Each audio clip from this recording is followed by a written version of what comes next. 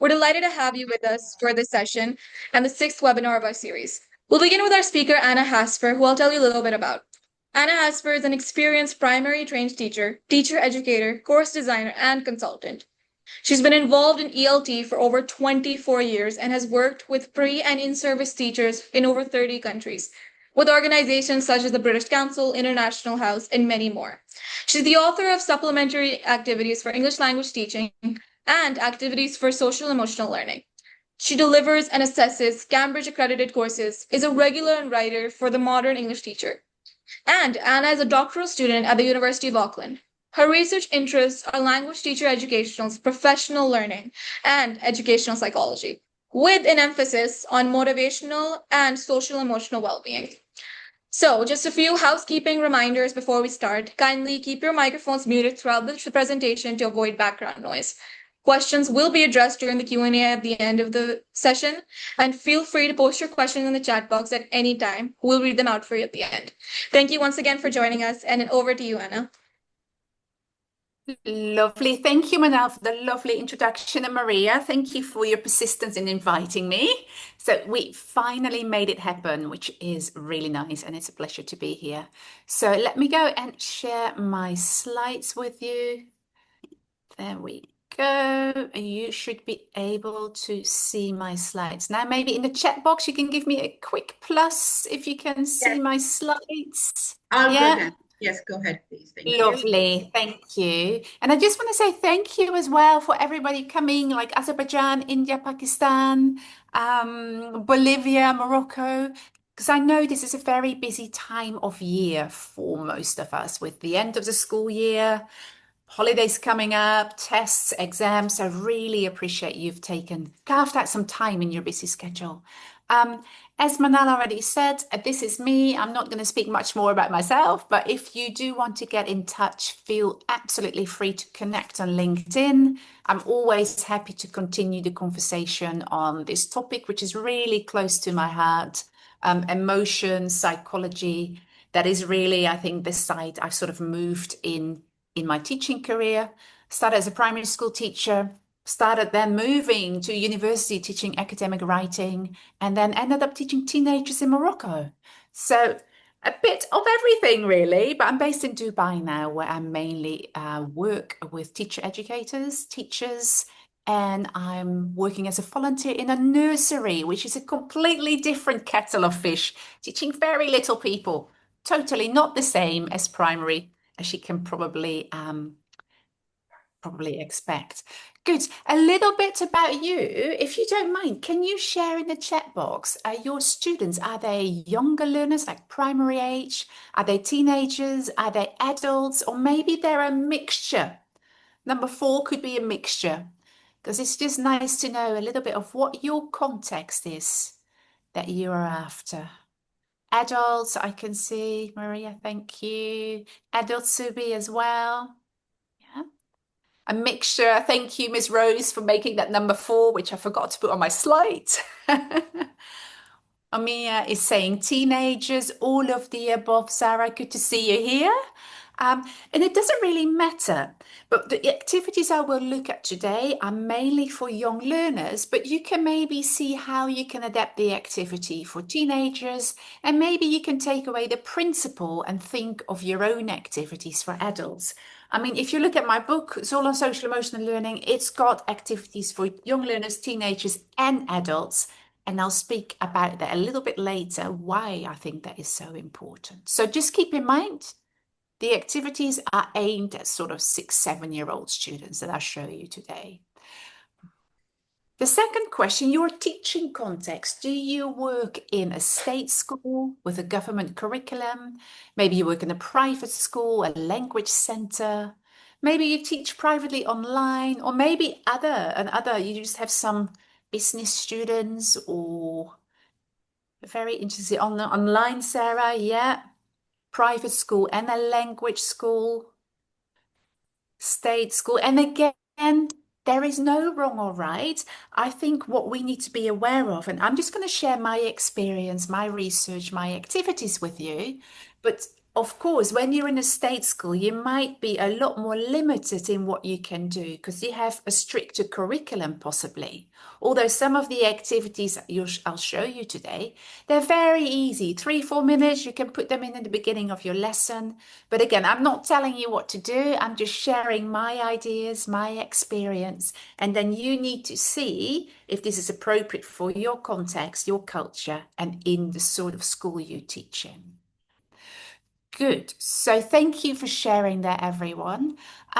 We've got an hour together, if I'm not wrong, right? So what I want to look at is really what actually is social emotional learning, because there's so many different definitions out there. So let's make sure we're on the same page. And why is it so important for us educators, and particularly when you teach young learners, or maybe even more so when you teach teenagers?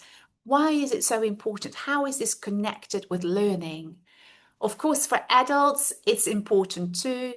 But like I said, we're really looking at that younger age group today. And then we're going to experience, and I hope you don't mind to join me in that, some activities of social emotional learning competences. And it's totally up to you if you want to participate or just see what others do. But that's, I think, a very active, interesting way to actually explore a little bit more what it's like, what it feels like before you might decide to use or not use that in your classroom. Good. So let's start with an activity because I have spoken enough. So I hope you don't mind. This is by invitation. If you want to join us, do so. I'm going to ask you to sit down. If you are somewhere where it's quiet, where you can comfortably sit, maybe just press your back against the chair, put your feet on the ground, shrug your shoulders a little bit. And I'm going to ask you to think about an item that you can grab. It could be a box of chewing gum, it could be your earpods, it could be a sticky note, it could be a pencil, anything. So either grab an item that's near you or imagine a shape. Yeah, and when my students do that, they sometimes just make a shape. They imagine, and this is their shape. So the next thing I want you to do while you sit there and take a breath, just slowly breathe in while you trace your finger along that shape. Yeah, so that could be like this, or it could be the item that you really feel. So breathe in, hold, and breathe out. Hold. So maybe do another round. Hold. Breathe out. Hold.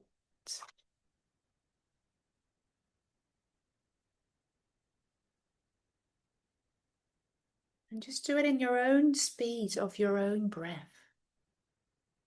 Follow that shape. Touch those sides or make your imaginary shape.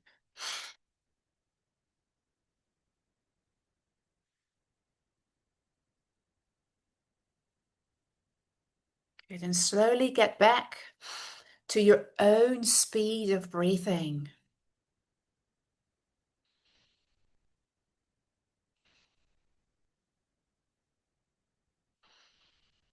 And one more breath in.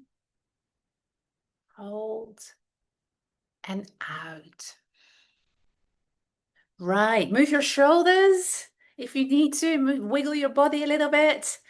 Good. Next thing I'm going to ask you is to check in with yourself. We just did a little bit of breathing, and you might think, why? But how often do we actually think about taking our breaths? Right? We're running around, rushing around. Our children in school are going from one location to the other. So check in. How are you actually feeling right now? What is your feeling? Don't know whose mic is on, but you can maybe turn that off. So for children, I often say, instead of how are you feeling, say, what is the weather like in your head? So what is the weather like in your head? And then if you want, you can draw it, but that's more for our young learners. They can draw their weather. For you, I'm going to ask you, so what's the weather like in your head? Is it sunny? Is it cloudy? Is it stormy? Is it rainy? Maybe you can give me a word in the chat box.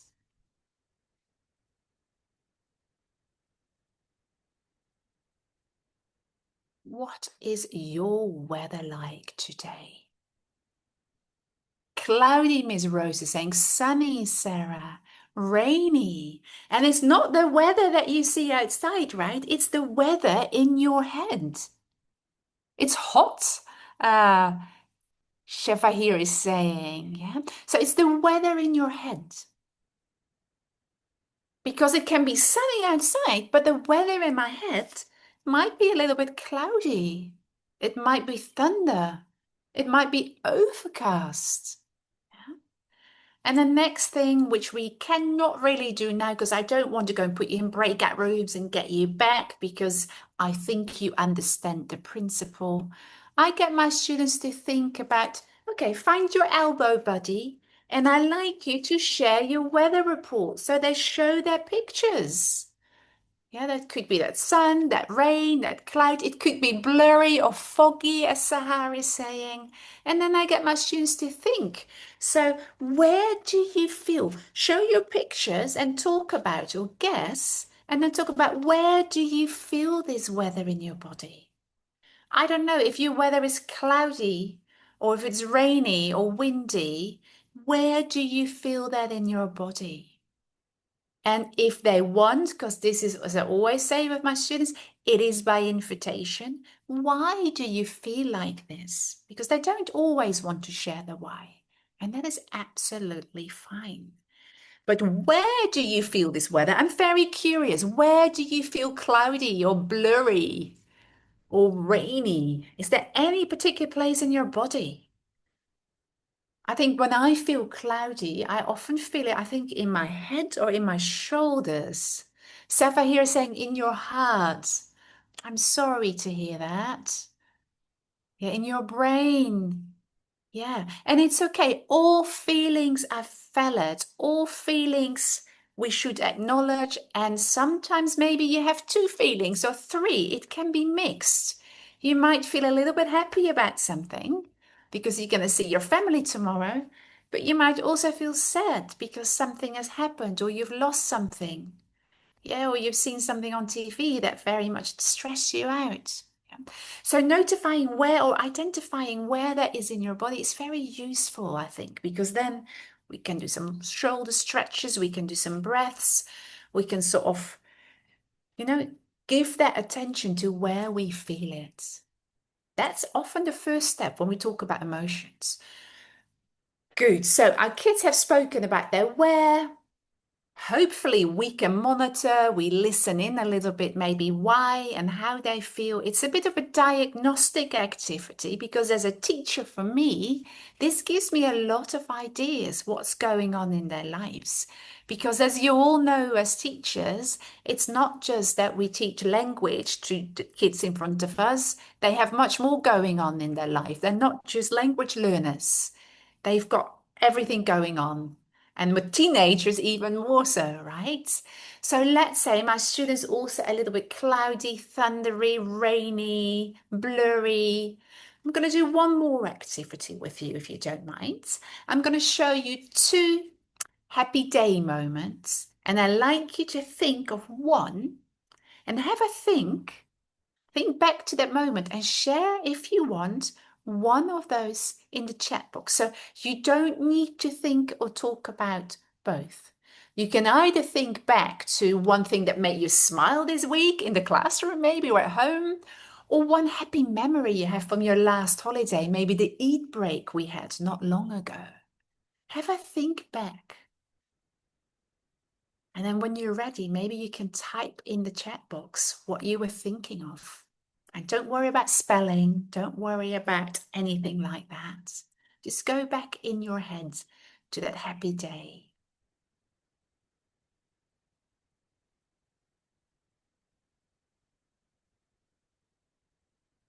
Safir is saying fresh air, Sahar family gatherings. Maria, eat indeed. That is a very special time, right? So good. So once you have thought about that, and if you have shared it, thank you so much. What happened to your face? What happened to your body while you were thinking back about that family gathering or Eid? Closing the school, Sabu, that means holiday time in Azerbaijan, right? Thinking back to that moment that you hugged all your students, you said goodbye, how does that make you feel? Refreshed, Sahara is saying, when I look at Subi, because I can see your face, I can see that you're sort of smiling, right? So here, I don't know if anyone recognizes that. Oh, Mima, you're saying as well, happy. And I think this is a really powerful thing that we've just done by thinking simply back to something positive that happened in the past. We adults, children, teenagers, we can shift our emotions. We can actually lighten up our mood a little bit. A very simple activity. Sometimes when I go to school, I think, I really don't want to do IELTS exams today. I think about what I did last weekend when I saw my friends and we went for a swim or a beach walk. It makes me smile. Simply the movement of pulling up your mouth corners, the corners of your mouth, sets off a reaction in the chemicals in your body that makes you actually happier. Isn't that just amazing? So we have just shifted our state, hopefully. I'm not saying I take the sorrows or the worries away from my students, but I have changed their emotional mind or the state for learning a little bit. Mrs. Rose, that is beautiful cards from your students in 2004 that they made for you. That is beautiful. And something like that is very powerful for us teachers. We have very tough jobs. It's the end of the school year. We're absolutely exhausted, depleted of energy. But thinking back to those moments you shared, to small things that they gave you, or maybe just a song they were singing for you, that memory, when you go back to it, that can really lift the spirits, right? So great. Thank you for sharing that. I'm going to leave it. We're going to get back to these activities in a minute. I'm just going to ask you to read one statement and let me know how you feel about this statement. Do you agree? Do you disagree? It's an older statement. It's 20 years old nowadays, but Eric Jensen has done a lot of research on the impact of emotions and how our brain functions and what we think on learning. And in his book in 2005, he says, there is no separation of mind and emotions. Emotions, thinking, and learning are all linked. So are you saying you agree? Isn't that fascinating? Ms. Rose, thank you. You agree as well. And if you disagree, that is absolutely fine. But what I'm hoping that you take away from this webinar today, and I think as teachers, we actually all know this, and maybe I'm preaching to the converted, that how children feel in our classroom, relating to you, relating to each other, that really impacts how ready your brain is for learning. Yeah, because if you're worried about something that's going to happen, that inside of our brain, the amygdala, that starts to sort of look at the survival, and the emotions go, they're like, no, no, I have no space for the prefrontal cortex to function because I don't feel safe with my teacher. I am on the lookout for danger. So there is our old-fashioned tricky brain, but the brain hasn't really changed. So research more and more now, we have all these electrodes on our heads. It's more and more proven that emotions, that affective side of learning and cognitive development cannot be separated. So that's, as you can see in the picture I've made of this, learning is all about, first of all, having your emotions in the right place, being able to feel safe and relate, connect socially, and then we get that academic development. Yeah, if one of them is a little bit off, it impacts each other. All learning, as they will say, is state dependent. And I think Plato spoke about that a long time ago. So good. So let's have a look what social emotional learning stands for then. So what is it exactly? So I'm just going to ask you. I haven't gone for Mentimeter or Wool even though my students like technology, kept it very simple. Chat box. When you hear social emotional competences, what sort of skills or abilities come to mind? Because if we lack certain competences, it's really hard to make our brain focus and attend. You can take screenshots. I can do a PDF or something. I can send it to Maria, Mrs. Rose, of some of my slides. Yeah, but I think you get the recording as well. Sahar, communication skills. Yes, and communication, of course, is often social, right? How do I express, Subi? How do you express your emotions? And often you express them to others. So that is very much where the social component comes in as well. How do I do this in a nice way, not to annoy people? Thank you, Maria, for that clarification. How to deal with others, how to relate to others. Building relationships, Miss Rose is saying. Lovely. And also maybe how to mend relationships if they've gone a little bit astray, because we all have arguments with people in life. That is natural, but it doesn't need to explode. We can do that in the nicest possible way. Thank you for sharing that. So often when I ask this question, I get things that relate to social skills, to developmental assets, interpersonal skills, connecting, Nashim, communication, empathy, growth mindset, all these different things. And like I said, when you go to the Harvard website, just type in Harvard SEL frameworks. There's about 40 different frameworks, but we're not going to talk about all 40 of them, but they have one thing in common. What they have in common is that they all speak about competences that children and adults need to function effectively in a society. As a member of our community, like a direct community, family, the school, maybe your walaya, then maybe at a bigger level, so also your country and in the world at large. And it's all got to do with the skills that we have to manage ourselves, to know ourselves, the intrapersonal skills. And indeed, as Ms. Rose said before, how we deal with others. And Nashim said as well, that connecting.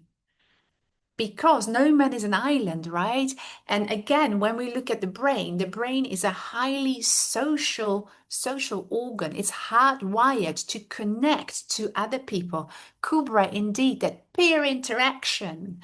So I don't know if anyone teaches very young learners, like grade 1 or maybe even early years, as we call it in New Zealand. Children often play on their own, right? That's mine. They haven't been taught yet to share. So there's parallel play before we get them to share, helping hands and be kind. So that is a process. We have it in us. But initially, we need to develop those skills and know there's enough for everyone. We're okay to share. We're okay to have differences. That is a process we help our students develop. So indeed, Kubra, that socialization is really important in the young learners classroom. So when you look at this, the definition is from Cassell. If you don't know Cassell, there's the website here. Really, if you're interested, check it out. They have amazing resources for teachers, for you to help parents, maybe even for your school management, if that is of interest. And Cassell was founded in 1994. I don't know if anyone is familiar with the book Emotional Intelligence from Daniel Goleman. He is one of the founders of Cassell. He noticed in 1994, 1995 at that stage that students in the USA found it a lot more difficult to work well together.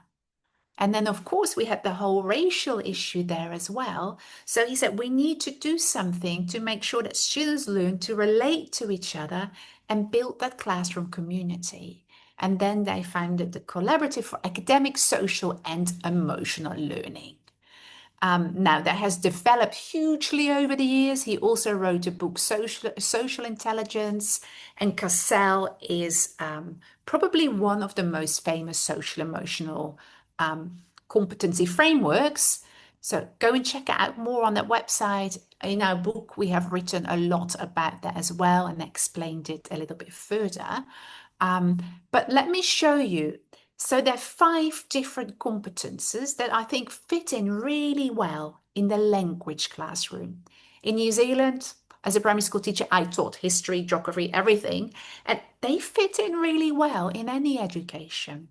So let's define them so we understand what we talk about a little bit better. So you might want to take a screenshot of this slide. Self-awareness, self-management, social awareness, relationship skills, and responsible decision making. So these are the 5 main categories Cassell talks about. And on the next slide, I'm going to give you the 5 definitions. So hopefully you can match them and think, this is actually what that means. So let's move on. I hope you've managed to take a screenshot of those 5 competences. And here are the definitions. I'm going to give you a minute or two just to have a think. While in the chat box, I'll put those competencies for you again. What's typing it for me? How cool is that?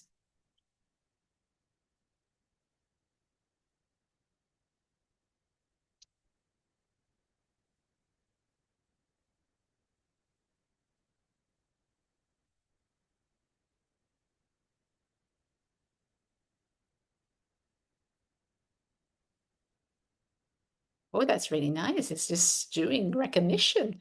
No, not a award.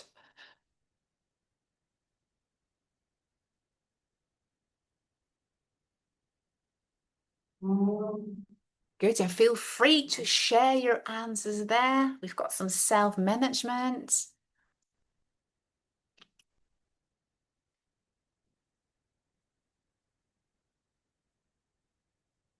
We've got decision making.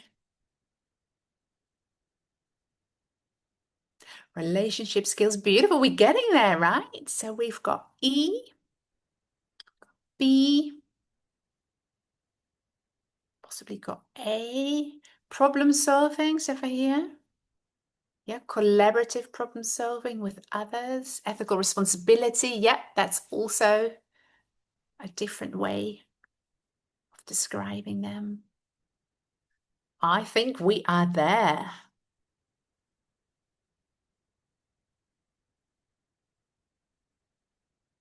Good. Let me show you the answers. Sociocultural identities. Have you read my book, Shebahir? Because we talk a lot about those things and maybe a little bit less in the Cassell here, but good. Understanding among people, Nashim, lovely. Sahar, self-management. So here you go. So relationship skills, indeed, forming those positive relationships with people, dealing with conflict, like I said before, agreeing, disagreeing. And in the book, for example, what we talk about for teenagers is an activity about how to say no without saying no. I don't know what you like, but I think as teachers, we are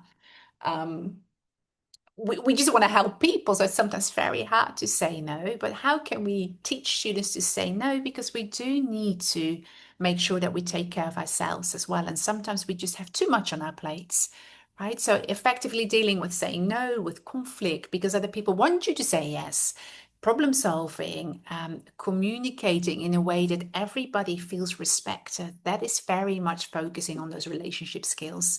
The decision making, indeed, has got to do with ethical decision making. When we take decisions, we don't just take decisions because they're good for us.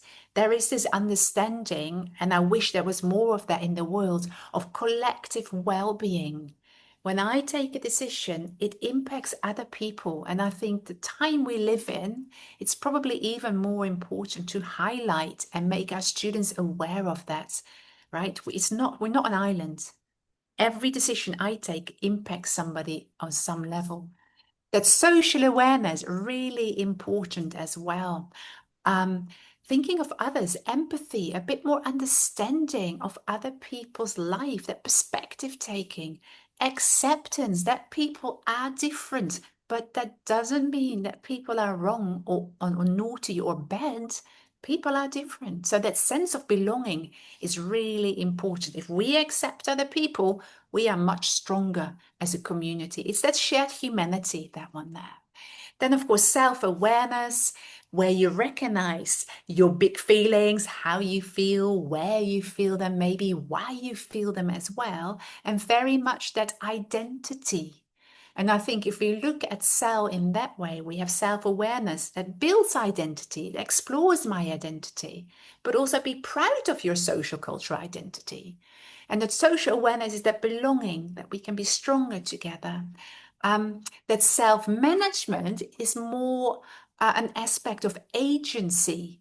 How do I manage myself independently? First, maybe co-regulated when I'm learning, but then independently. How do I regulate my behavior? Not only in emotions or relating to others, but also in achieving my learning goals. Yesterday, my brain was not functioning. It's really, really hard to concentrate. I need to get my work done. What sort of things can I apply to focus and to keep going? So social emotional learning is not only about feelings and fluffy stuff. It's also about what tools have I got in place to manage my stress, to manage my time, to achieve the goals that I want to achieve in friendships, but also in my learning journey. So stress management, management of anxiety and well-being, I think is a really big one with our teenagers at the moment as well. Good. Let me know in the chat box if you have any questions about these definitions before I move on. If you're fine, just give me a little plus, and then I'm ready to move on.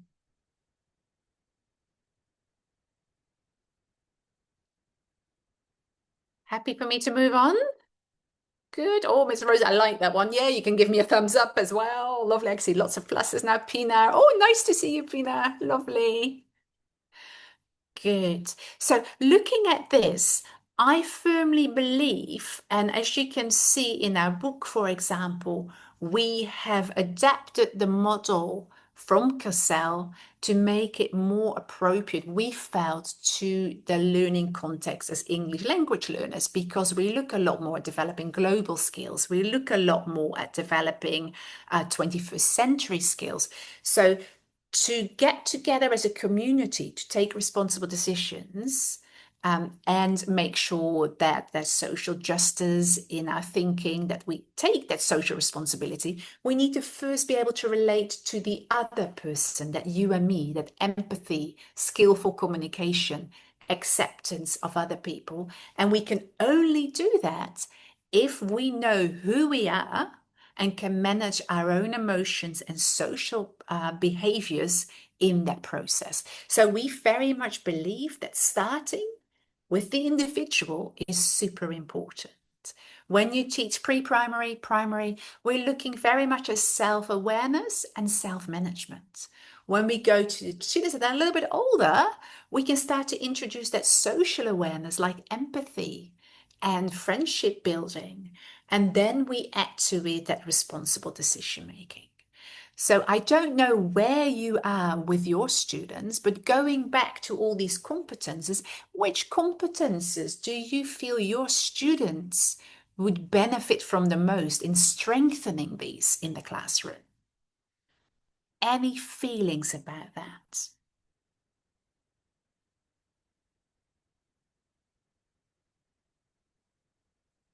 Oh, that is such a beautiful. Miss Rose is saying empathy.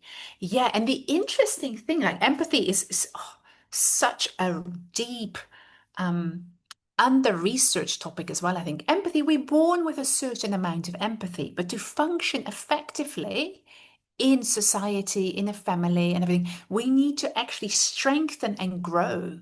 This is why I didn't use the word develop, because a lot of these skills we already have, but if we don't practice them, they do not strengthen, they do not become better. And in the world we live in and in families to actually function effectively and peacefully, we really need to strengthen these skills. So empathy, Ms. Rose, I'm so with you on that one. Problem solving, Subi, as well. And this is where you can see how social emotional learning links very much to the 21st century skills. Don't like the word, but you know what I mean. Creative thinking, critical thinking, communication, and collaboration, right? That sense of belonging, Pina, totally. And I think in our classrooms, like some of the classes in New Zealand, I had 10 different nationalities. In Dubai, you have got many more languages and different cultures. And feeling that we all have this shared humanity, I think is really important. That we all accept each other. We're different, but that's okay. We can learn and be stronger in the game when we all build on our strengths and differences. Communication, Amal, and that links, of course, very much back to language learning. Good. So no wrong, no right. It's just in your context, one class, one student might be different to the other. Now, why is this so important for our students? Because quite often when I talk about this topic, people will go like, oh, but I'm a language teacher. Yeah, I'm not a social worker. I'm not a psychologist. But there are so many reasons why this is important. And Dr. Amala will link it to language and communication in a minute. But just a basic question. Think about your students. What do you feel it is they need to succeed in their language learning context? What skills or abilities do they need to actually become better in English? That's our job. Could be French, could be any language, but so I hear you saying they need to have a good mood. So they need to have that resourceful state for learning, right? Because like I said before, if you're worried, the prefrontal cortex can actually not kick in. If you're worried, your reptile brain goes and like, am I safe? Am I safe? Where is the lion? Which is natural. But when we break that thought process by breathing or by just saying, what word would I use and where do I feel it? Then I can break that feeling and actually start thinking again. Listening and comprehension, yes, maybe not so much related to the skills, but active listening, Mrs. Rose, totally. Connecting with people. Content is totally important, and I'll talk about it in a minute. Self-confidence, Pina, I think as well, a very important thing in the classroom. When I look at teaching, I think these are probably my top 5 that I hear from teachers, but also that I think they are really important. So I don't know if you can guess any of these words. Oh yeah, motivation, beautiful, the desire to learn. That's a whole other webinar, Nasheen. Motivation, yes. Target, focus target, so yeah. There's a T, so be TH. Focused. What do we do with our brain? Yeah, what are you doing now, Zara? Beautiful. Thinking.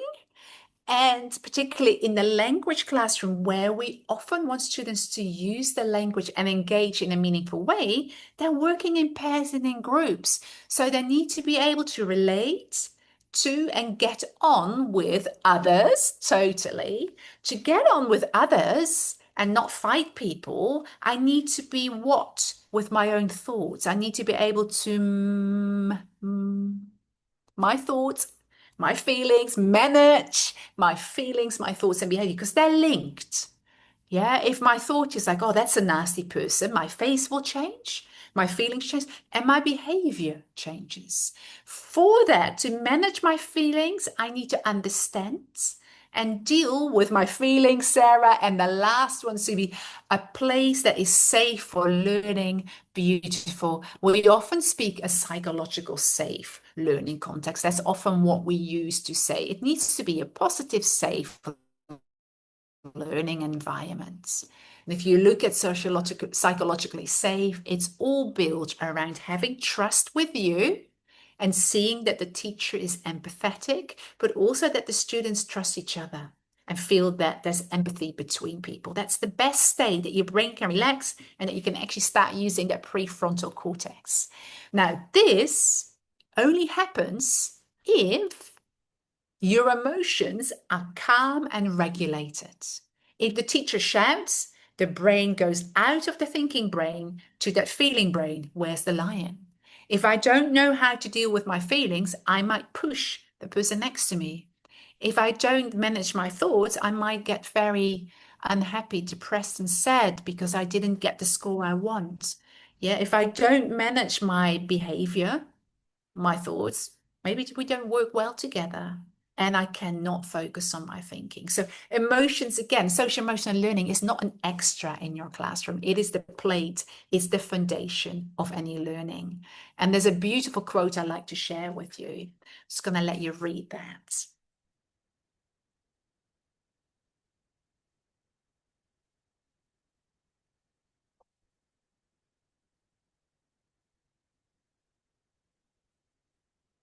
And it's true, right? We all, I'm sure I'm not the only one walking into the classroom. We've had these days that you come in, you're unhappy. What happens in 5 minutes? Oh, some days you come in beaming and really happy and excited. What happens in the classroom? Oh, so it's really the emotional contagion. Yeah, my feelings, other people catch my feelings, if you want to use that way, and I catch my students' feelings. And I bet we've all had classes where there is one student, when they are in, there's trouble. When they're not there, oh, suddenly everything seems to work in class. Yeah, so that really shows you the impact of those emotional and social skills people have, and it's contagious. Emotional contagion is a real word. It's really interesting. However, this worries me a little bit. As a teacher, in your training, how much focus was there actually given on social emotional competences for you to develop them or for the students to strengthen them? Yeah, Miss Rose, I trained as a primary school teacher. Very stressful. 26, 36 kids, grade 1 till about grade 11, right? Zero focus. And that is so strange because there were moments that I just, but I'm not allowed to, but I didn't really know. The only thing they taught us at school was sort of to count down from 10 till 1. So before I explode, I'm like 10, 9, 8. It works. I count myself down, but I don't think I responded in the most appropriate ways always because it's really hard when you're in the heat of that moment.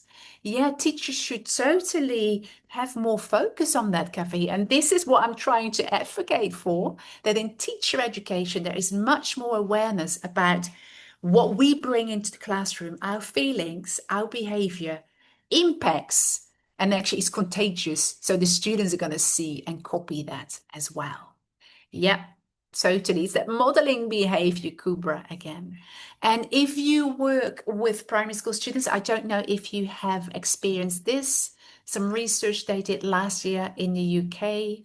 We're now going to get the students coming in after the summer break that were really sort of born in COVID years, like 2019, 2020, they are now making their way into the school system in New Zealand. When they're 5 or 6, you go to primary school on the day you turn 5.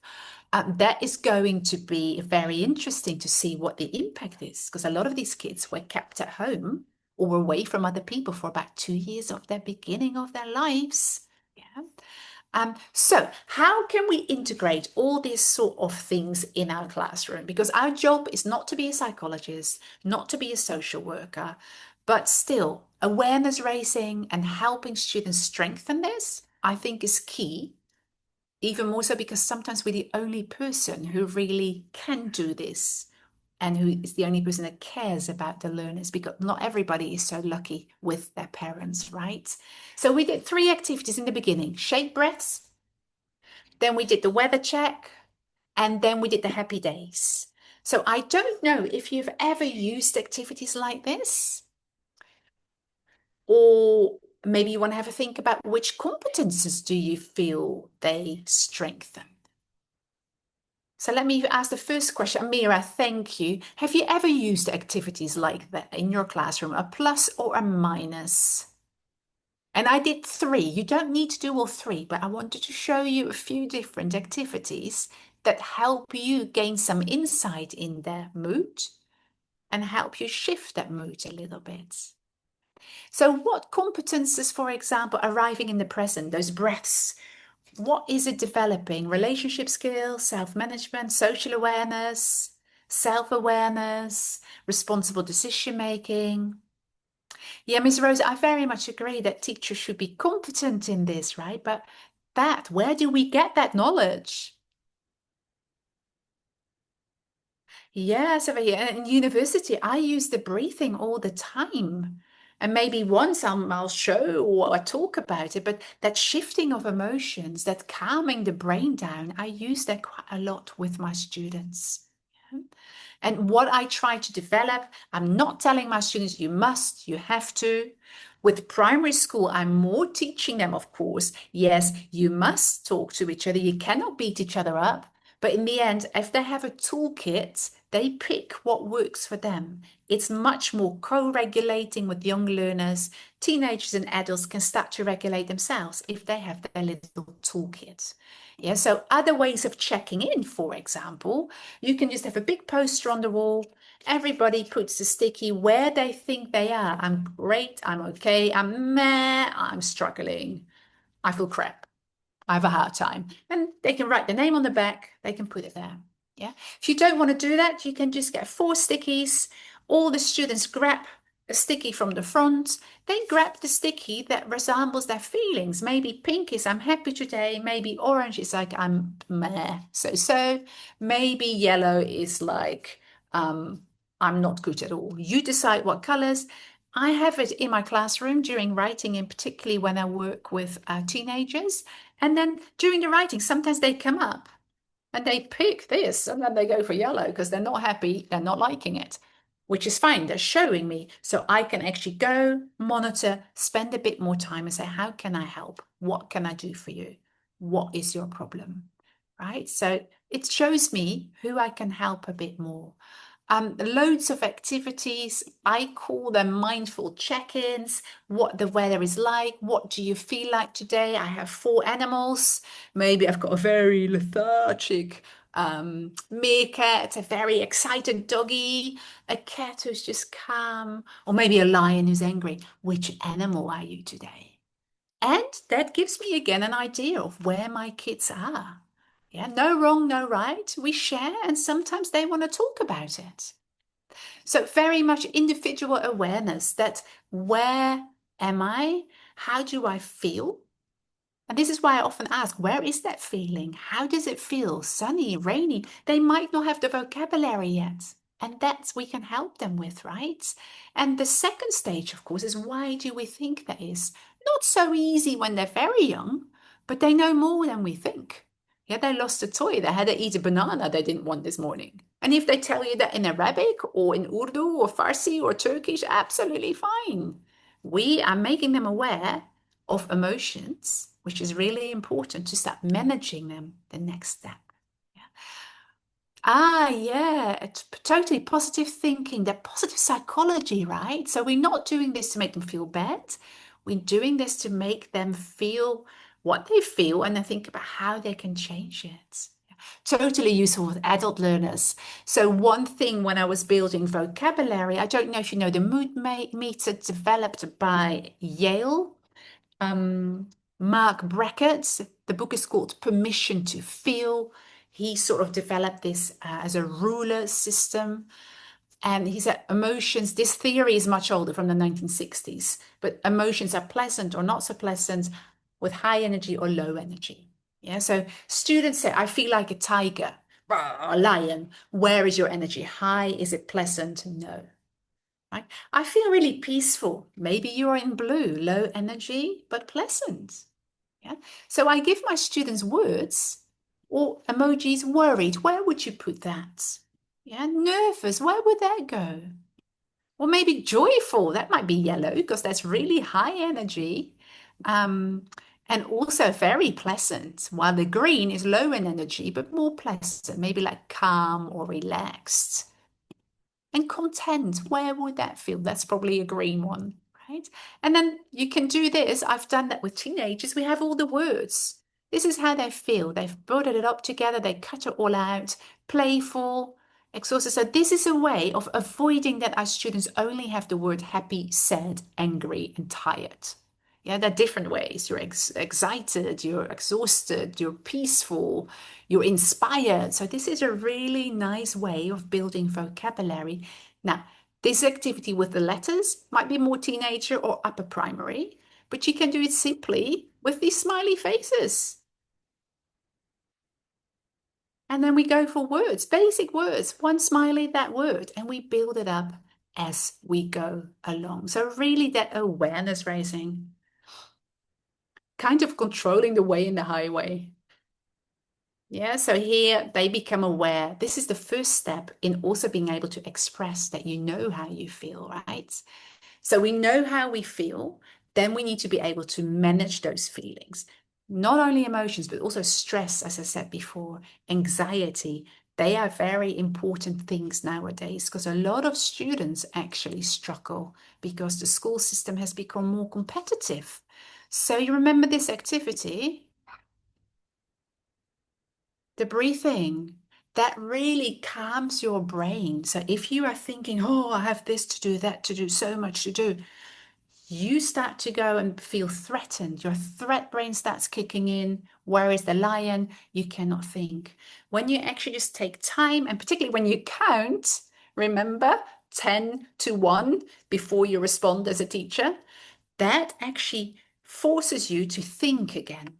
When you breathe, you can even go in 2, 3, 4, hold, out 2, 3, 4. You again focusing on saying something, making your brain think. It calms the brain. You can manage your anger. Now I can take a better decision how to deal with this student.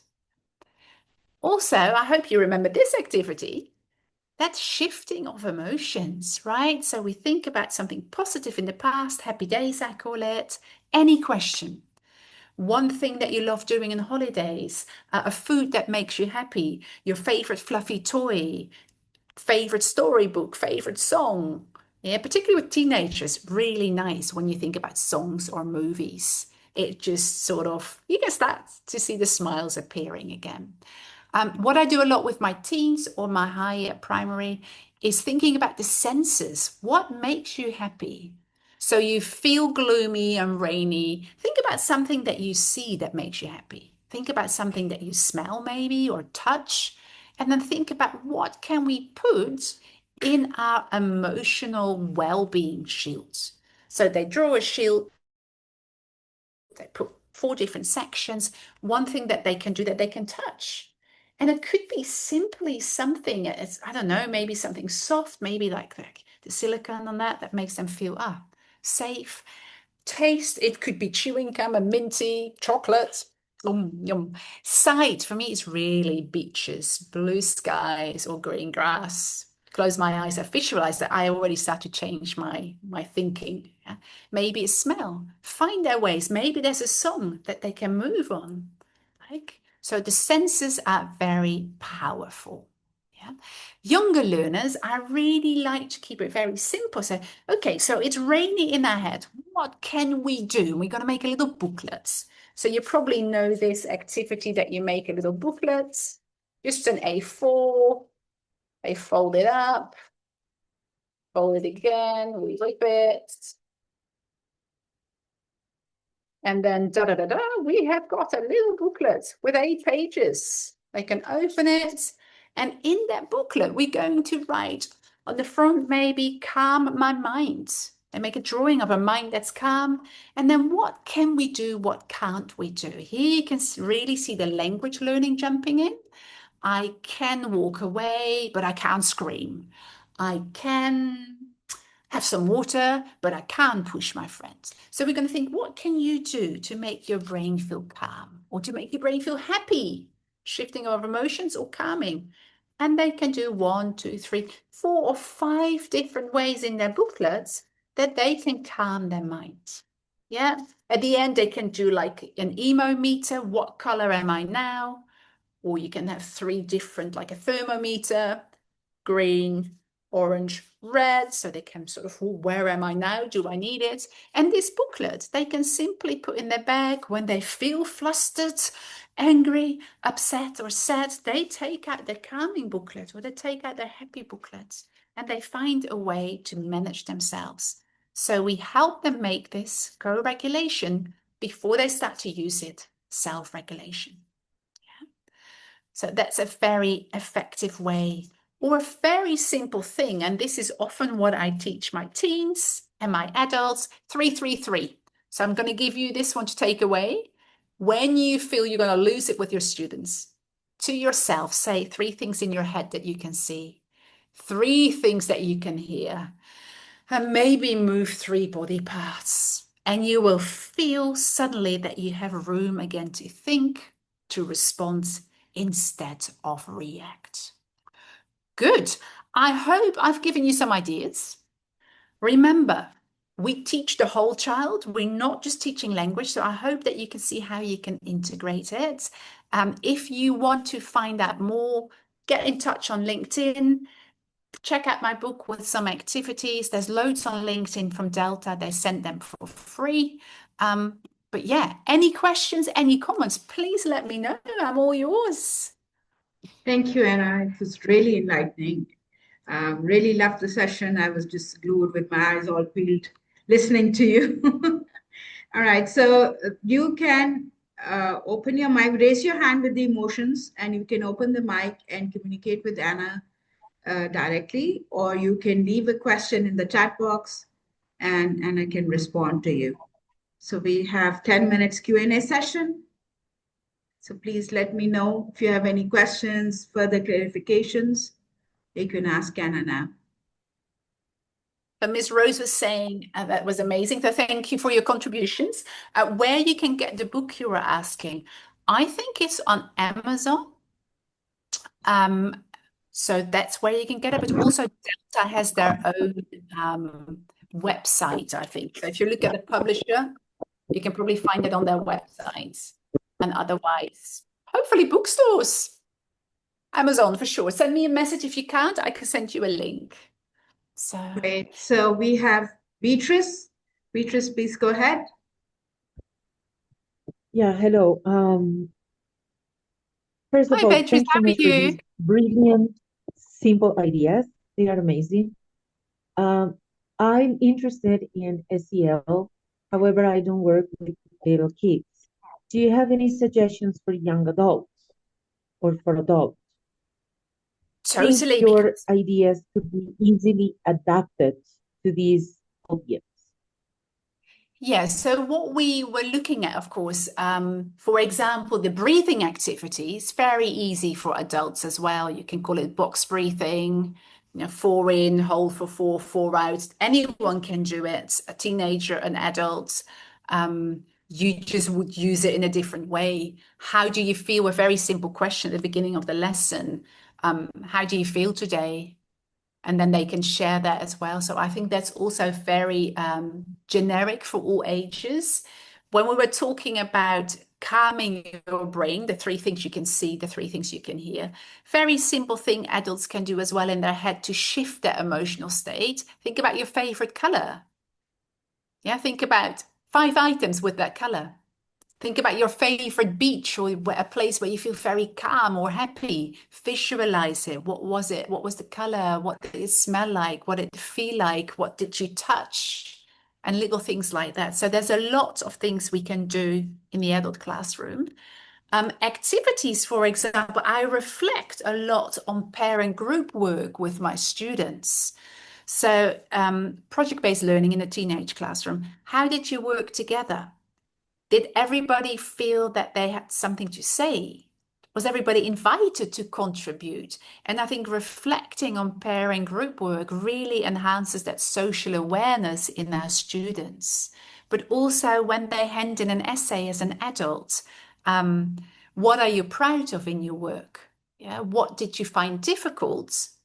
How could you change that next time? And they write that on the front sheet. So it's a bit of reflecting on how did they go about it. So that's self-management and empathy. I think anything we use, a movie we watch, a video we see, or an image we see, how do you think this person is feeling? Why do you think they might be feeling like this? What could we do to help them? So I think images are also very powerful in at any level. I don't know if that answers your question a little bit, Beatrice. Absolutely. Brilliant. Yeah, Thank you so much. you're very welcome. I can give you the whole book, but yeah.